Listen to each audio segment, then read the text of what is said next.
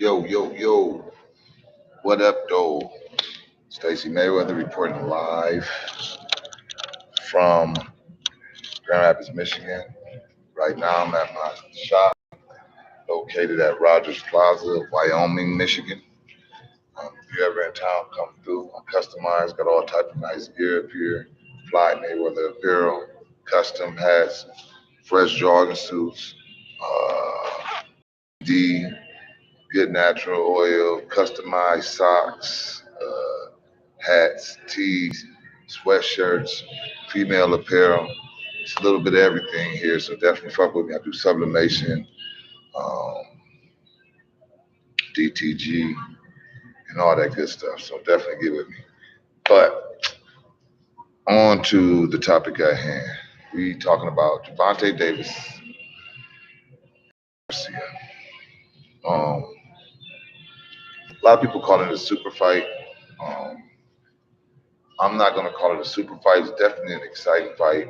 It's good to see two young, undefeated, hard hitting punchers, but I'm not calling it a super fight because, it's no jury on the line, but definitely an exciting fight we're going to watch, which says a lot about how people are promoting their stuff or being promoted because at the end of the day, for two guys to basically probably had the biggest fight of the year, and neither one has a real title at this point, or neither one have ever fought top three in either division. And I don't think it's out of fear and nothing like that. I just think it's the business and the politics of boxing.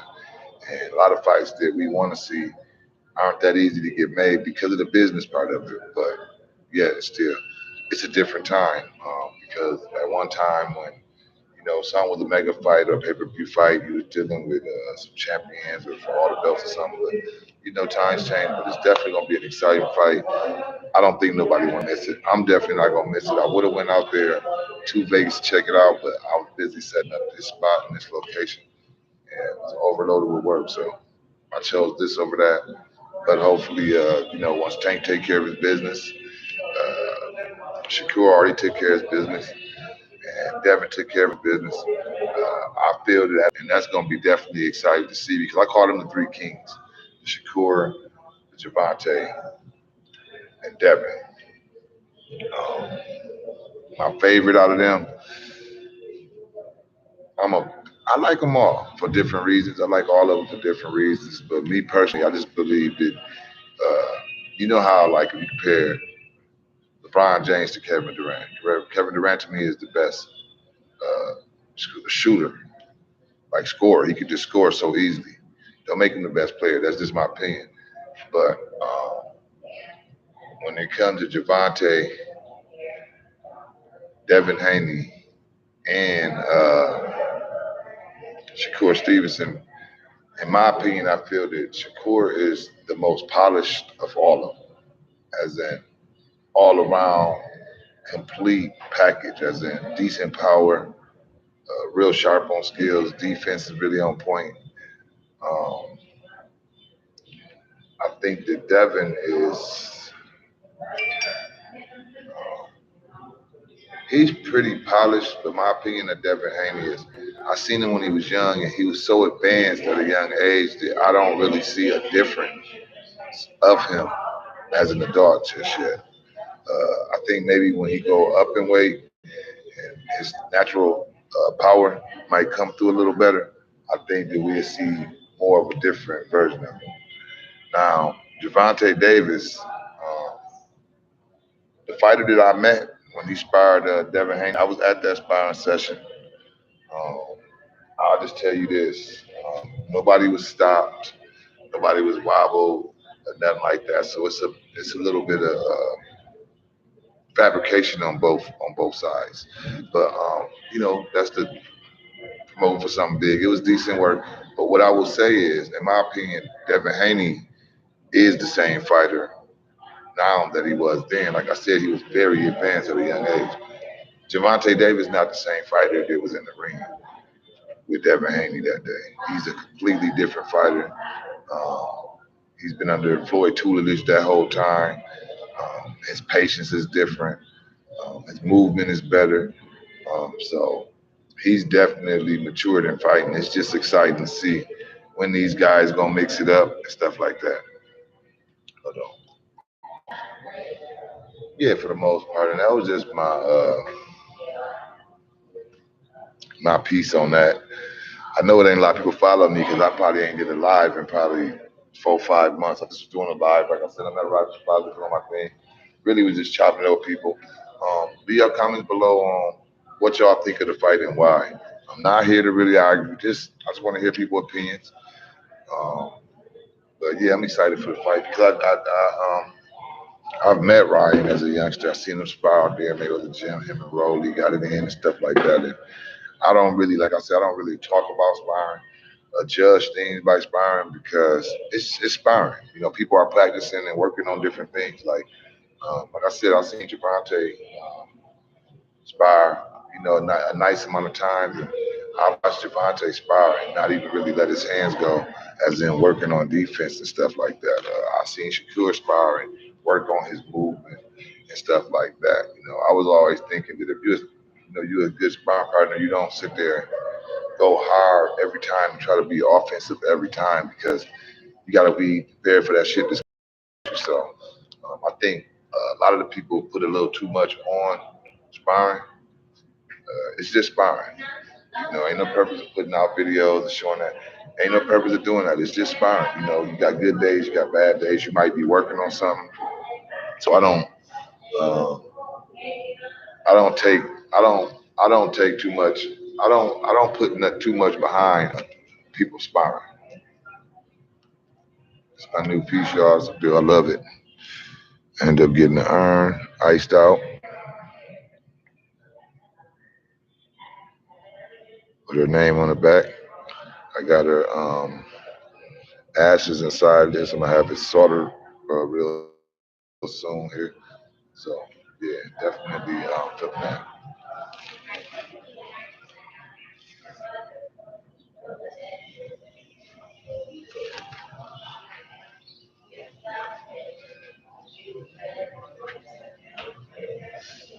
Now after that, we got Devin and Lomachenko.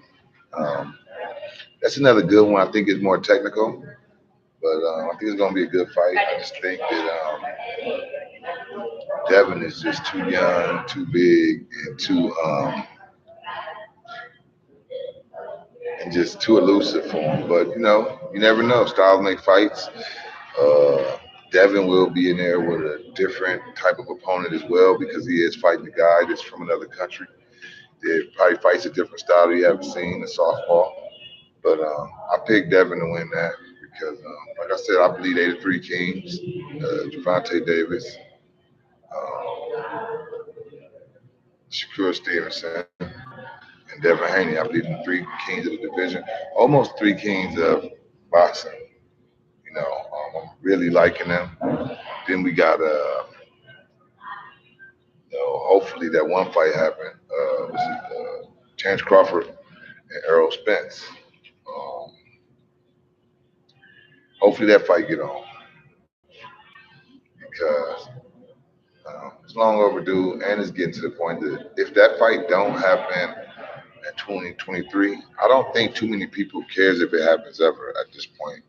Because me personally, I've been wanting Errol Spence to go up in weight and test his skills all the way up to 160. I really the fight I really wanted to see is Errol Spence and Canelo Alvarez. It's a fight I really wanted to see. But if I can get him and Terrence Crawford, that's cool. Who do I pick on that fight? I'm not giving a prediction on that fight. I'm not going with a horse that I want to win. I like both fighters a lot. I believe it's a 50-50 match. And if they fight, we'll see. Um, that's all I can say about that one. Kind of about the three kings, too. I think that, you put each three of them in the ring with each other. It's uh, it's interesting to see what will happen because when you think about Javante, he got skills, but he got that dynamite. Now, what people don't understand is because you can hit, and they say, well, Shakur hit decently.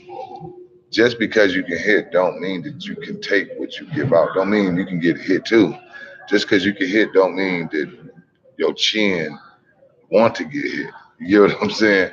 I think a lot of people get that twisted saying he powerful. I'm like, yeah, but a person may not need the equal power to hurt you because don't forget accuracy is real dangerous too. As in putting you down and hurting you to punch you don't see. And to me, that's what makes Javante so dangerous, man, because he's so dangerous because at the end of the day, he he actually is very accurate and patient. So he count for damage. Now, what I would say about him and Shakur or him and Devin fighting, a lot of the fighting in spurts or figuring a person out and then six, seven, eighth round starting to pour on. In my opinion, that's not something to work with fighters like that because they fighters that could get seven, 8 rounds ahead of you, and then you start pressing, and they got the defensive ability to kind of keep you at bay, and you'll be chasing them, getting caught with counters and stuff like that.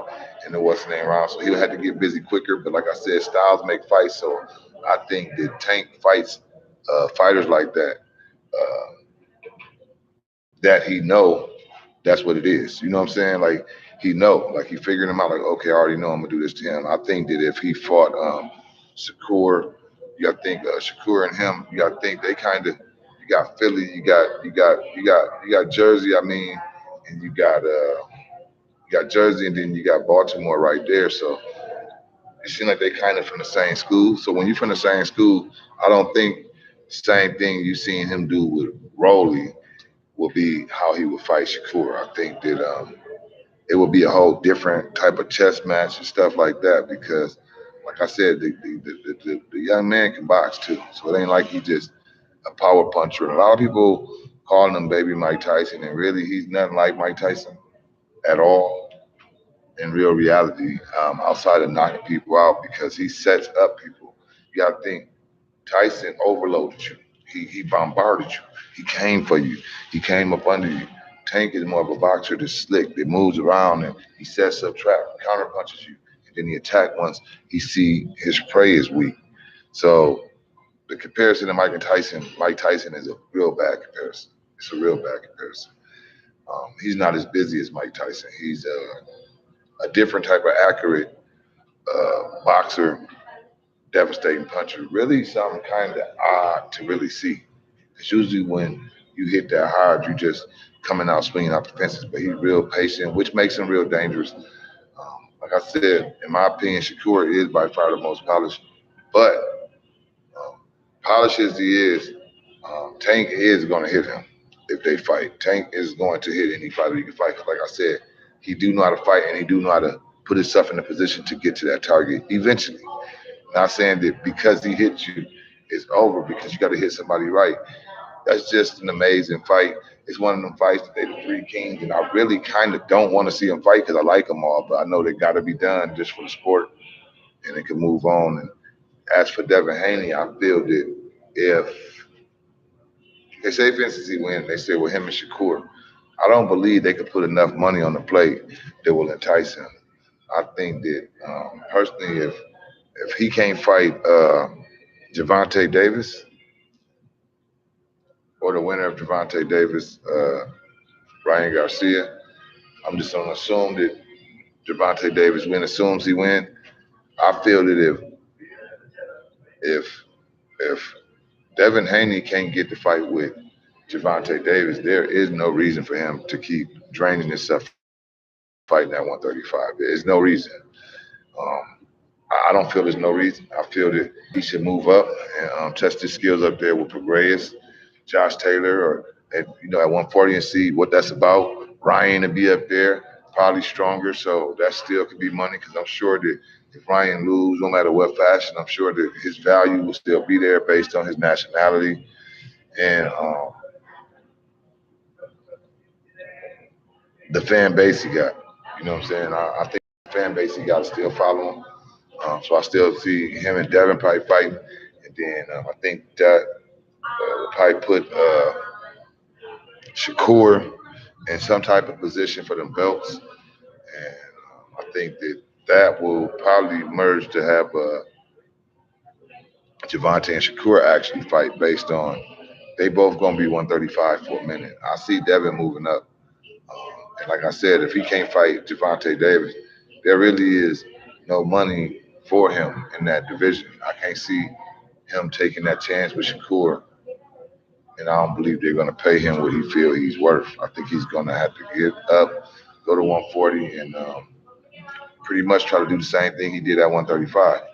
It's just gonna be a little different here because the belts are in a couple different places, so it's a little different, you know.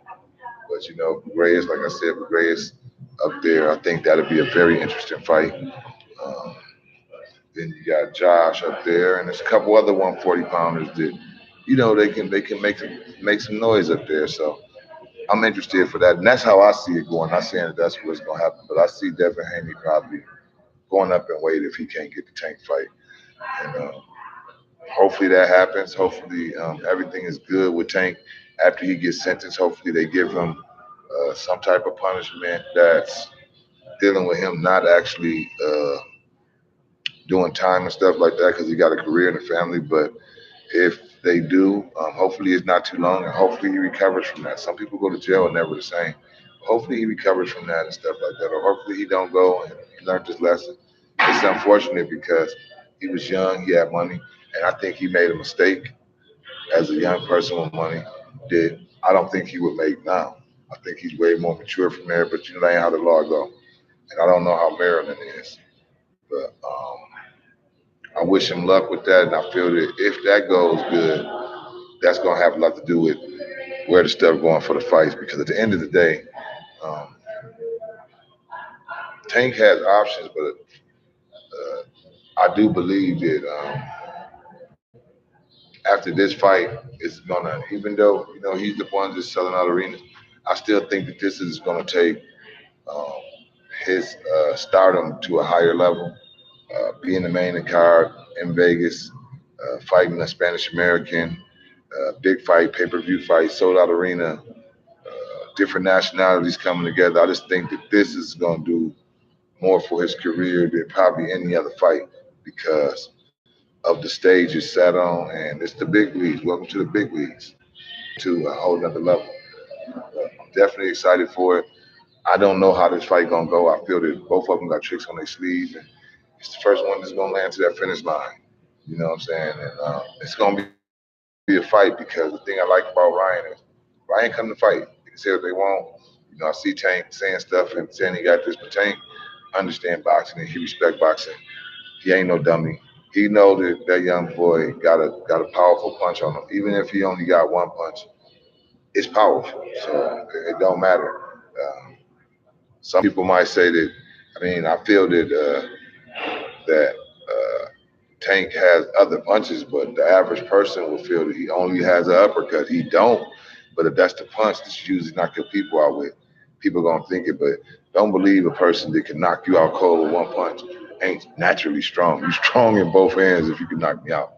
If I can knock you out with one punch with my right hand, my left hand, and I'm right-handed, I mean, obviously I can hurt you with my right hand as well. Like that's just obvious.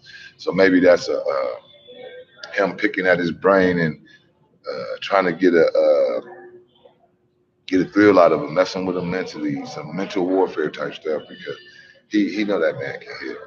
And if you ain't never got in the ring with him, you can't even say his left hook that hard. So we'll see on the 22nd. We definitely finna see.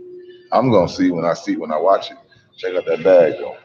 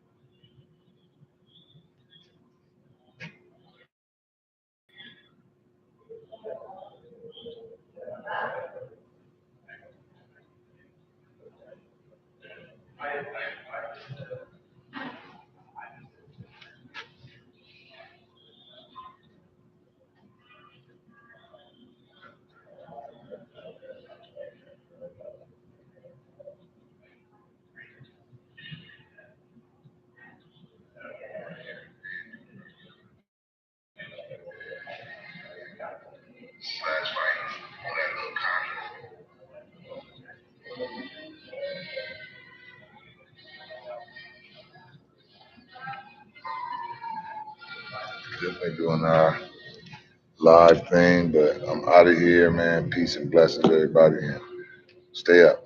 I got some work to do. We finna get it in.